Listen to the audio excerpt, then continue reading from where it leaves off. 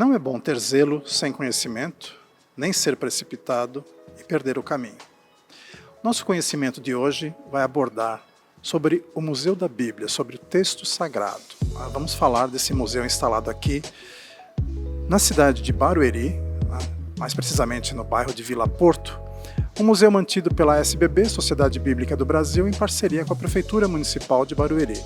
Um espaço diferente, com um acervo bastante pautado na questão dos livros sagrados, né? E vai mencionar um pouco sobre as curiosidades da Bíblia.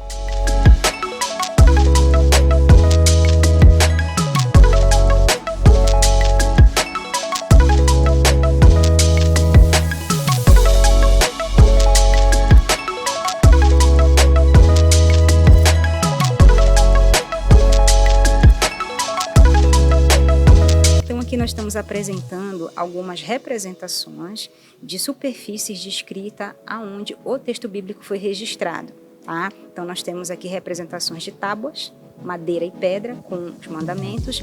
Temos um papiro e um pergaminho originais, né, com texto em hebraico, e temos também outras representações como barro cozido, né, com hieróglifos antigos. Perfeito. Esses jarros aqui representados eram onde se guardavam os pergaminhos, é isso? Então nós temos essa réplica aqui em tamanho natural, no mesmo formato daqueles vasos que foram encontrados ali na região do Sinai. Marta, fala pra gente o que você destaca exatamente desse setor e como é essa questão da tradução da Bíblia, né, no mundo todo. Temos aqui nessa área um mosaico que está dando assim um pouquinho do que nós temos na nossa biblioteca. Tá? Então nós temos um mosaico com 144 publicações, tá? Dos 5 continentes, tá? E é um pouquinho do que a gente tem lá dentro da biblioteca. E damos destaque aqui para algumas traduções que são muito importantes na história da Bíblia, como Septuaginta e Vulgata, por exemplo. Fala pra gente sobre a Vulgata, que é bastante curioso, que era uma edição popular da Bíblia, não é isso? Sim, a Vulgata foi traduzida pelo Jerônimo, né? E o Jerônimo foi um religioso e ele atendeu um pedido especial, né, na época de um clérigo, e ele se dedicou exclusivamente a esse trabalho. Por cerca de 24 anos ele trabalhou para fazer a tradução da Bíblia para o latim, que era a língua mais popular da época. E essa tradução ela é muito importante, ela possibilitou posteriormente a tradução da Bíblia para outros idiomas também latinos, como o português, né, espanhol, italiano. Então ela é uma tradução realmente muito importante na história da Bíblia. Parece que houve até alguma indecisão, né, um inconformismo na época, uma polêmica muito grande em relação a essa tradução popular, né? Essa palavra vulgata, né, vem do latim e significa exatamente isso, vulgar, né? É uma língua que todo mundo fala, né? Uma língua muito popular, né? E ainda se tinha essa crença, né, de que a Bíblia precisava ser uma linguagem erudita, né? É muito literal, né? E a Vulgata, ela quebrou isso, né?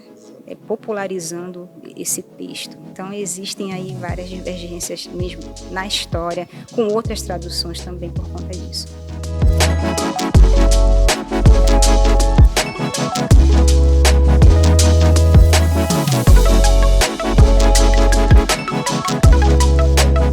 Saímos então do setor do manuscrito e entramos neste outro setor que fala a Bíblia e o livro, né? A Bíblia impressa. Aí tem uma outra fase com outros detalhes. Marta, o que significa exatamente a réplica da prensa de Gutenberg aqui com a gente? A Bíblia era um livro manuscrevido, né? E passou a ser impresso a partir da prensa de Gutenberg. Então nós temos aqui realmente uma réplica em tamanho natural da prensa de Gutenberg. Já existiam prensas, né? O que Gutenberg fez foi criar um mecanismo, né, que possibilitasse que os textos fossem impressos em uma quantidade maior.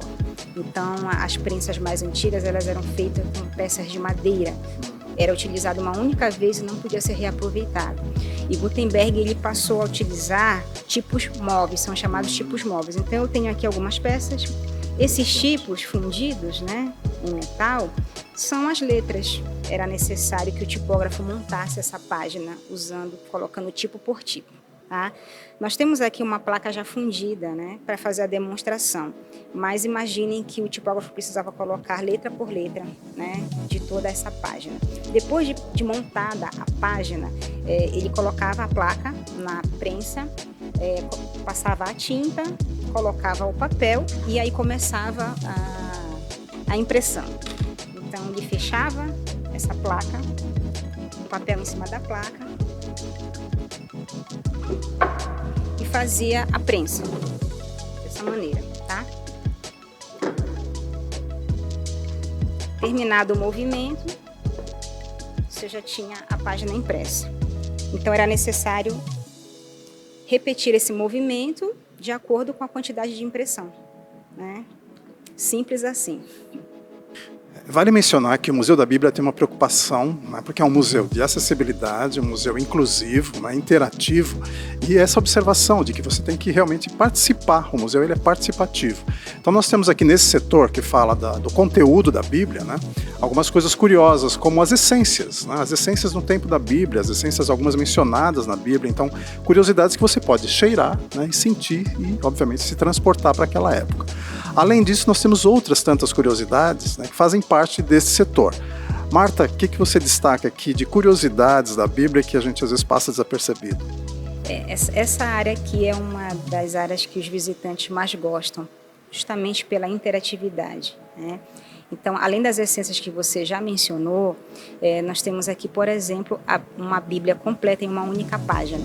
Nós temos aqui também uma publicação, que é uma Bíblia espelhada, tá? Feita especialmente para pessoas que têm um problema neurológico de esquizoencefalia, né? Que enxergam de forma espelhada. Nós temos um exemplar aqui para que o visitante ele veja e até conheça, né, a existência desse problema que atinge muitos brasileiros, né?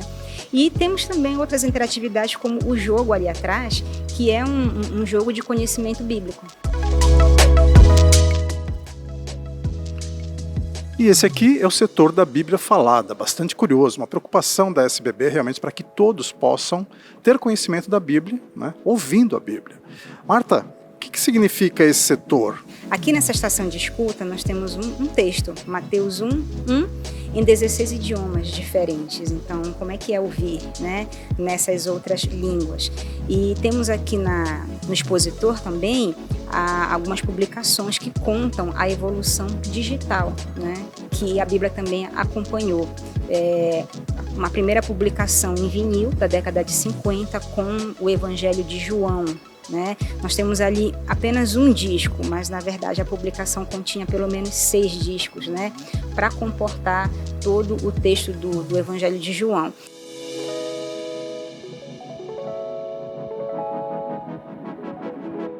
Aqui falamos sobre a Bíblia no Brasil, né? A preocupação da SBB, Sociedade Bíblica Brasileira, para falar sobre a importância da tradução para o português da Bíblia e também para os mais diversos idiomas indígenas, né, no Brasil inteiro. Essa é uma das áreas assim que particularmente eu mais gosto de apresentar no museu, para falar da diversidade linguística do Brasil. E nós temos aqui uma forma interativa de você realmente entrar em contato, né, entender de fato um pouco desses idiomas e dessas línguas, né, especificamente brasileiras.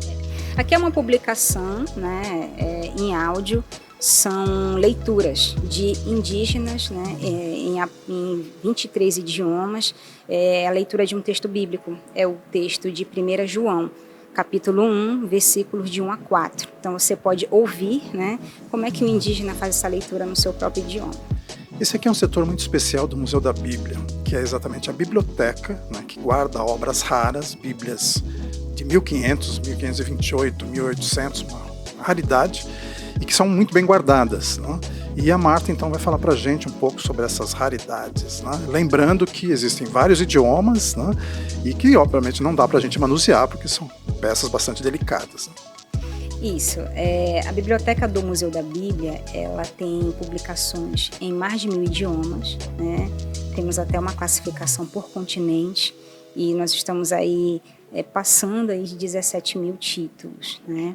E nós temos essa área aqui que são de raridades. Nós temos aqui Bíblias dos séculos XV, XVI, XVII, XVIII, né? São publicações que vão passar ainda por um processo de restauro, né? E não podem ser manuseadas como os livros mais recentes.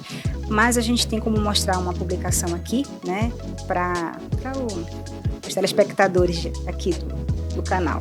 Perfeito, preparem-se. Obras raríssimas, olha só que relíquia. Nós temos aqui uma Bíblia completa de 1819. Tá? Então é possível ver a ação do tempo, né? Dá para perceber que é uma capa mais resistente, né? O formato daquela época. Provavelmente ela tinha cadeados, né? Era a maneira de fechar o testamento, né? E uma capa trabalhada, né? Com algumas ilustrações, tá? Um verdadeiro tesouro, né? Guardado aqui na biblioteca do Museu da Bíblia.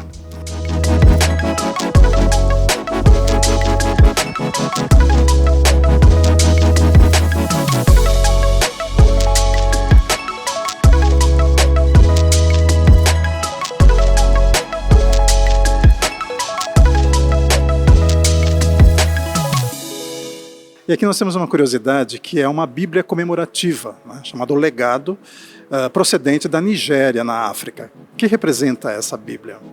Essa Bíblia ela é uma edição comemorativa pelos 50 anos da Sociedade Bíblica da Nigéria. Então foi preparada uma edição poliglota, tá? Ela é uma Bíblia em 5 idiomas, contém o inglês, que é também uma língua oficial, né, lá na Nigéria, e mais outros 4 dialetos falados no país. Então ela foi preparada como encadernação de couro, né? Veio dentro desse estojo de madeira, então uma edição realmente especial, comemorativa. E esse então é um setor de exposições temporárias, né? E nós temos uma amostra agora chamada Salmos para Todos, né? Que faz uma menção então sobre os vários salmos, né? Que constam na Bíblia. Mas um detalhe curioso desse setor é exatamente essas obras todas aqui, do artista plástico Renato Amizi. E é justamente isso, geralmente nos museus a gente não pode tocar nas obras, e aqui, como eu disse, é um museu interativo e o objetivo é deixá-lo acessível, né? Você pode tocar exatamente nessas obras e sentir, né? Exatamente todo, né, o material que foi colocado, a forma como foi colocada, né, justamente para as pessoas que tenham deficiência visual, né? Então uma outra preocupação, né, do museu, e que na verdade flui muito bem, né, permitindo que todos tenham esse contato, né, Marta? Exato.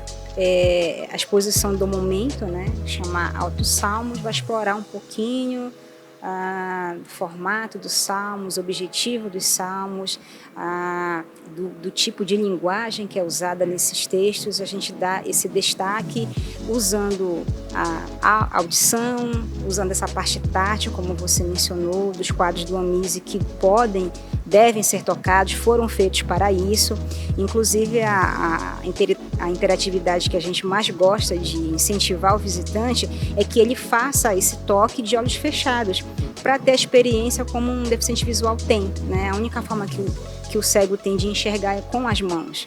Então esse é um detalhe que é muito importante aqui, né? Dar essa acessibilidade e permitir que pessoas cegas também apreciem obras de arte como essas. Se você gostou, então você não pode deixar de visitar aqui o Museu da Bíblia, na cidade de Barueri, na Vila Porto, mais precisamente.